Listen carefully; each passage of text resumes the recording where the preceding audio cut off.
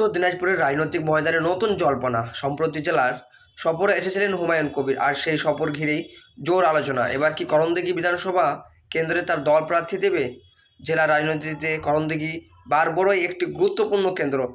স্থানীয় ইস্যু, উন্নয়নের প্রশ্ন এবং সাংগঠনিক শক্তি সব মিলিয়ে এই আসনকে ঘিরে বাড়ছে কৌতূহল। হুমায়ুন কবিরের সফরকে অনেকেই দেখছেন রাজনৈতিক বার্তা হিসাবে। মানুষের মনে একটাই প্রশ্ন, করণদিঘিতে কি এবার নতুন সমীকরণ তৈরি হবে, নাকি পুরনো লড়াইয়ের পুনরাবৃত্তি? রাজনৈতিক পর্যবেক্ষকদের মতে, যদি দল প্রার্থী দেয় তাহলে করণদিঘি সমীকরণ বড় পরিবর্তন আসতে পারে। এখন নজর আগামী ঘোষণার দিকে। আপনার কি মনে হয়, করণদিঘিতে কি এবার নতুন চমক আসছে? কমেন্ট করে জানান।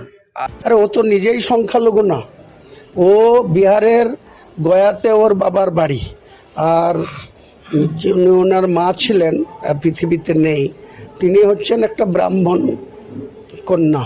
তাহলে ও নিজেই তো সংখ্যালঘু নয়, ও সংখ্যালঘুর জন্য কি কথা বলবে?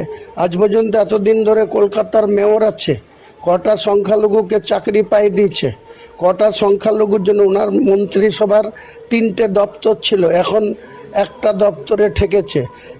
একটা দপ্তরে প্রতি বছর 3টে করে চাকরি দেওয়া যায়, এটা একবারে নিয়ম আছে।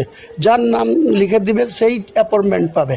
এত বছর ধরে মন্ত্রী আছে, কটা মুসলিম ছেলেকে চাকরি দিয়েছে, সব তাকে মানুষকে জবাবদিহি করতে হবে আগামী দিনে। সিদ্দিকুল্লাহ চৌধুরী, তিনি রাজ্যের জামায়াতুল উলামার সভাপতি, এত দ্বিচারিতা তিনার।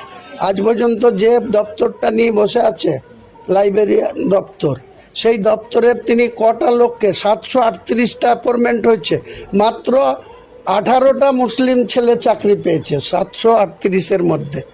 এই সিদ্দিকুল্লাহ চৌধুরীর কাছে আমাকে মুসলিমের সার্টিফিকেট নিতে হবে? কে কাকে ভোট দেবে ভোটারদের উপরে ছেড়ে দিন না, আস্থা রাখুন না, ভরসা রাখুন না। কেন এত রংবাজি করছেন? এই রংবাজি হুমায়ুন কবির করতে দেবে না। আগামী দিনে ইলেকশন আসতে দেন। 175 কোম্পানি সেন্ট্রাল বাহিনী কয়েকদিনের মধ্যেই ডিপ্লয় হবে বাংলায়। তারপরে ইলেকশন কমিশন 5 অথবা 6 তারিখে ডিক্লেয়ার হবে। 35 থেকে 40 দিন 45 দিন সময় পাওয়া যাবে, একদম উত্থাল পাতাল করে দেবে বাংলার মানুষ। এই চোর জুচ্চোরের সরকারটাকে শিকড় থেকে তুলে ফেলে দেবে। আচ্ছা,